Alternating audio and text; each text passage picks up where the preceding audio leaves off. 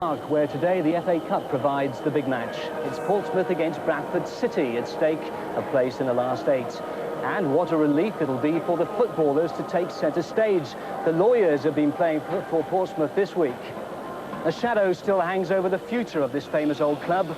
A winding-up petition in the High Court has been adjourned for 2 weeks. The club owes more than £500,000 in tax. And the Pompey chimes have changed from play up to pay up Pompey.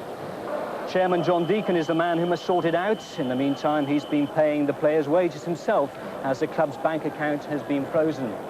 But the team must put all that to the back of their mind today. Andy Stegel has been finding out what the mood's like in the dressing room. Well, who better to judge the atmosphere at the moment than Alan Ball, Portsmouth manager? Just what is it like in the dressing room?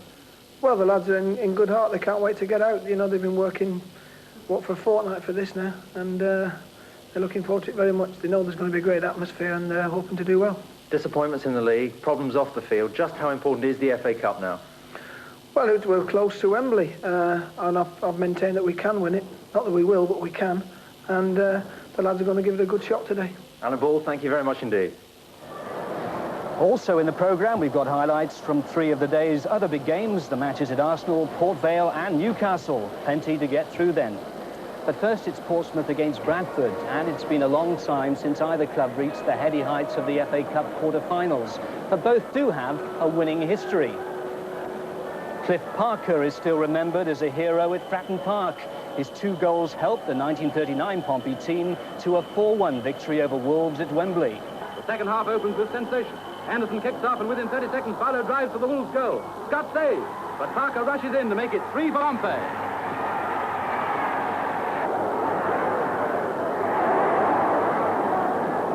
Scott can't hold off the mass attack forever, and Pompey get yet another.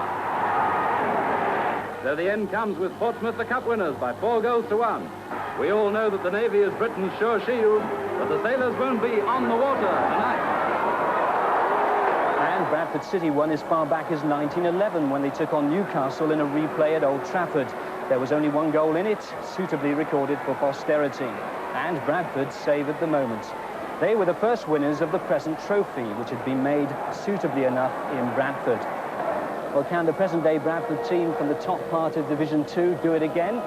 Well, as they prepare to take on First Division Portsmouth, let's join our match commentator, John Helm. It's a nostalgic return to Fratton Park for Mick Kennedy just 6 weeks after his £250,000 move to the north. Always a favourite here with his own fan club in the North Stand. Kennedy is fiercely determined to help Bradford into the last 8 of the Cup for only the 2nd time in 68 years. There's just one change in Terry Dolan's side from the team which put 5 goals past Oldham last Saturday.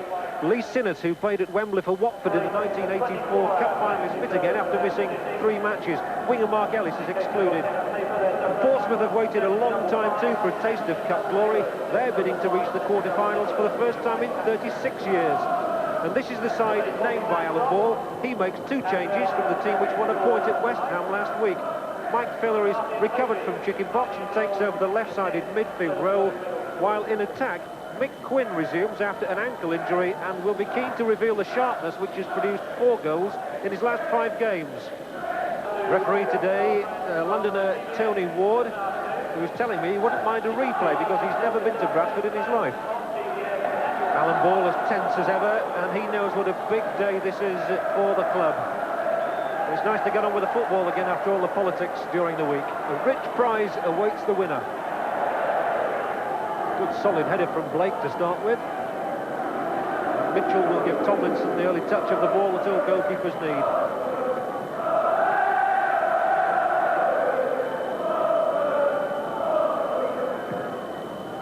There really is a terrific atmosphere. There's talk of the crowd being around the 23,000 mark. So those famous old Pompey chimes ringing out as Evans concedes the first free kick of the game. This is Clive Whitehead, formerly with West Bromwich Albion.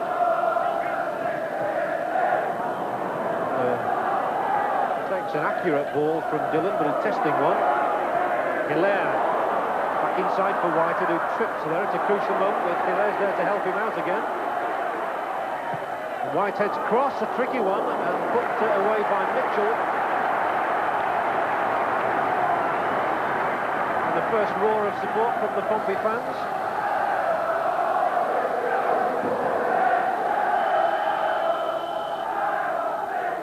Terry Connor sporting a brand new haircut there in the goal mouth. The short corner didn't quite come off first time. Now Hilaire will try and dance his way past Kennedy, who knows all about him. And Hilaire drills in the low shot. And Tomlinson will be happy if they come like that all day at him. And the Yorkshire club has a support of around 2,000 down here. A lot of them made the journey this morning. Down the M25, the M3.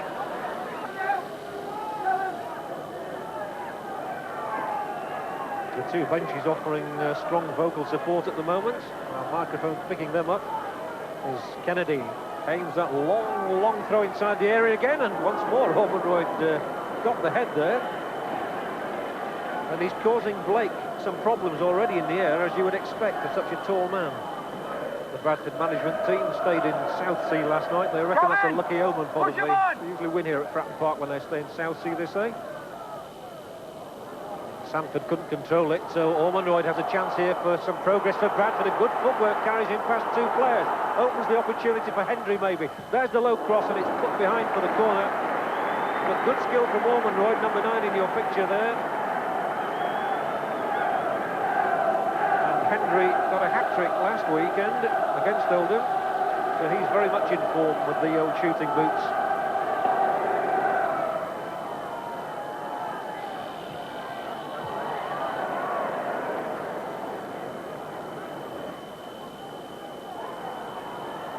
Now Kennedy, and the looping cross is towards Hendry. Once again the whistle's gone though. Must have been for offside.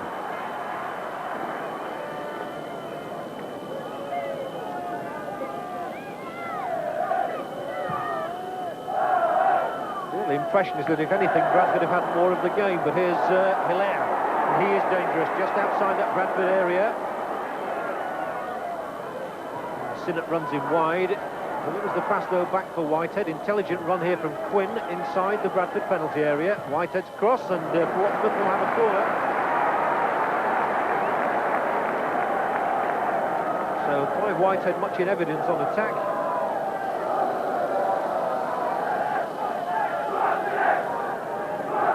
This is Fillory. It's a big crowd hoping here for a Portsmouth win. They might be struggling in the first division, but of course a Wembley appearance would make them forget all about that. And Connor, and Evans shadowing him.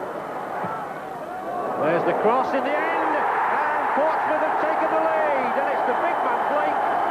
He stole up behind the Bradford defence, and nobody could have kept that header out. Delight for the Portsmouth fans. With 14 minutes gone, Noel Blake has given Portsmouth and their manager Alan Ball just the start that they wanted.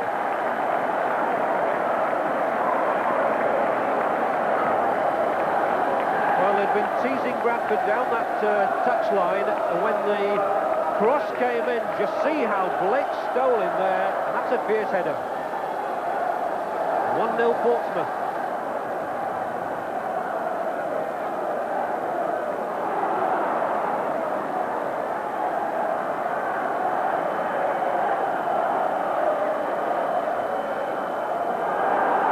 Let's look at Hendry now, and Ormonroyd is in there, and Whitehead is now clearing off his own line, or just in front of it anyway. So, Bradford determined to get back into this game quickly.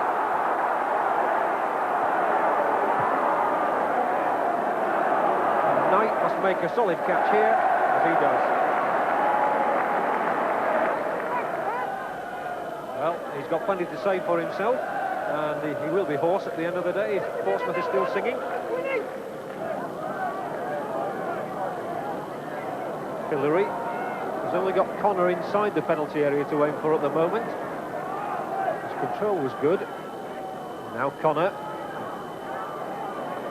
Quinn spreads it to Whitehead. Intelligent play once more by McQuinn. And the ball inside the area is for Connor, who'll try and turn his defender. And Connor does so well. And Quinn almost got a vital touch. Lovely turn by Terry Connor. And And we can just have a look at this now. See the way that Connor turns his man Oliver here, gets out on the outside of him, and that's a very dangerous low cross. Connor. And the flying header! So unlucky, Mick Quinn. Lovely effort. He's in good goal-scoring form. He got a couple of goals the last time Bradford played here. And he scored in the last 2 rounds as well. And this is what happened, and it's a really brave diving header from Quinn, and as close as that. Well, there haven't been a lot of chances in the game, but there's been some entertaining work from both sides, and Hendry here for Bradford rolls the ball invitingly now for Abbott. Has to slow things down. Hendry kidded his man there, and the cross is for Ormonroyd. Oh, Whitehead headed it against his own crossbar. Well, that was extraordinary. Must be saying a prayer as he's down on his knees, and Whitehead there must thank his lucky stars. Convinced it came off his head, although the ball was aimed for Ormonroyd. Hendry's teasing cross goes beyond Knight. Up goes Whitehead, yes, harried by Ormonroyd, and so lucky.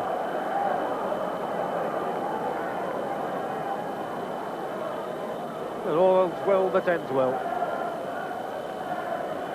And there, in fact, goes the whistle for half-time. A captivating half. And the sides are separated by the 1 goal scored by Noel Blake, his first for 11 months. And so Portsmouth go back to their dressing room, leading this FA Cup 5th round tie against Bradford City by a 1-0. So it's Bradford who have it all to do in the second half. And they have a good following here, so they're not without support.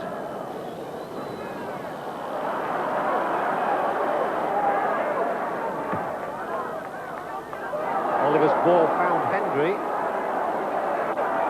Now Mitchell. They'll have to find support inside. That comes from Kennedy. Kennedy working as hard as he always does. Drills that cross towards Ormonroyd. Oh, and it went behind again from one of Portsmouth's own players. Bradford caused their biggest problems when the ball comes over, and here it was Whitehead again who nearly put through his own goal.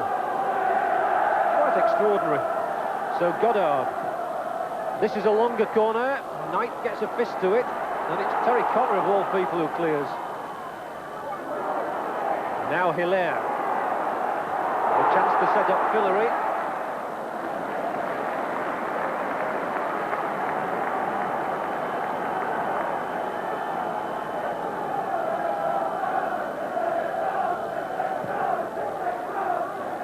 A huge kick from Tomlinson, obviously aimed at Ormonroyd. And Connor pulled Evans away out of defence and managed to avoid being tripped, and Quinn has carried it on here, edge of the area. McQuinn, the little low shot's gone in. It's sneaked in the corner of Tomlinson's goal. Quinn runs away, elated. Alan Ball's on his feet as well, and there he is to greet him. Manager and goal scorer in harmony. The goalkeeper will be dejected. Paul Tomlinson allowing that shot to sneak inside his near upright, and he'll feel, I'm sure, it's one he should have stopped. This is how Terry Connor laid it on. Mick Quinn here takes it up. He's going to maintain his record here of scoring in every round of the Cup this season, but Paul Tomlinson will be disappointed with that. 2-0, Mick Quinn's 9th of the season.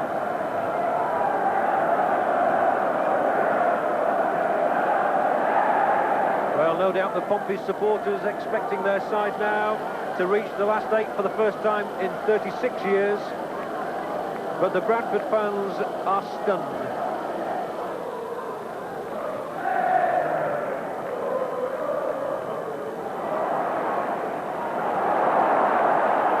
And Dillon's cross, finding Quinn. Fillery. He's not scored a goal yet for Portsmouth. He might try one now. Good shot. This time Tomlinson has his body right behind it. Well, Mike Fillery, as I say, he's not yet scored a goal since joining the club from Queen's Park Rangers. I think he had his mind on one here, and only stopped by Tomlinson.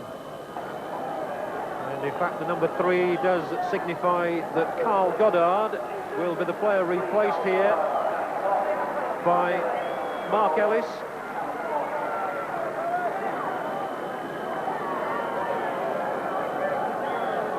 And if Mark Ellis can turn the course of the game, he'll become a hero in Bradford. And Ellis here will get his first touch of the ball. And it'll be to take a corner kick for Bradford.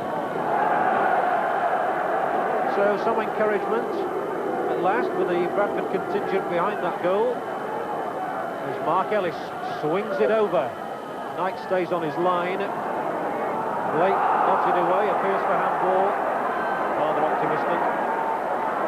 And Hilaire surely jostled by Ellis there. And there's a whole tangle of legs and arms, but all in the cause of friendship. And Bradford are bringing Mark Leonard on. He'll replace Greg Abbott. And the striker, who started his career on Merseyside with Everton, has 20 minutes left.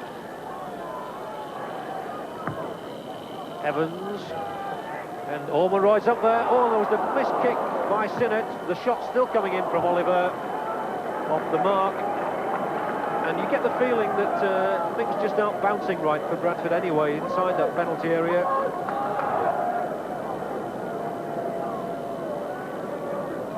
Horn's had a very good game in midfield, and so has Fillery. The two have worked well in harness. And Portsmouth today have shown the qualities that took them to the top of the second division last season, and Fillery has added to those qualities. So has this man, Horn. Lovely ball.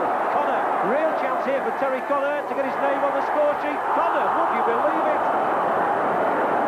Well, he must be asking himself how on earth he could miss from there. He did all the hard work. He'd have thought he'd have put it on the plate for himself. First of all, a lovely ball from Horn there. It tore Bradford apart, and Terry Connor, there he does the hard bit, and then when it gets simple, he muffs it. He knew it all right. He can hardly wait to get back to Wembley. I wonder if this is going to be his year.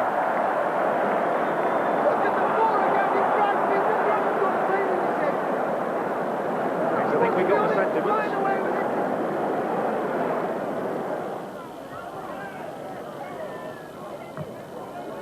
Bradford certainly haven't given up the fight, but Quinn here might get away from Oliver. A despairing challenge from the centre-half, and Quinn just keeps it in play. Asks Fillery to do a bit of work now. Fillery's cross is a good one, and Connor! It's a beauty! The glorious goal from Terry Connor has surely taken Portsmouth into the last stage of the FA Cup. Alan Ball has taken off his cap. Terry Connor wears the huge smile of a delighted man, and it was the perfect end to the move. He's happy now, and it was clever play first of all from Quinn, but look at the quality of the cross here from Fillery, and it was absolute perfection for Terry Connor, who buries the header. 3-0.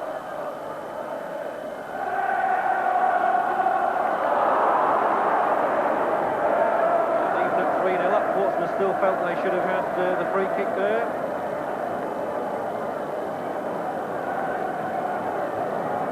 Well, it must be a nice feeling for the Portsmouth team, their management, their supporters, at the end of a week when they were supposed to be going bankrupt, that they can now sense some glory in the FA Cup. Hilaire leads them on another charge out.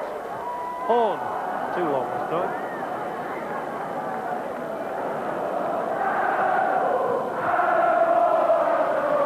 The Pompey fans are chanting the name of Alan Ball now.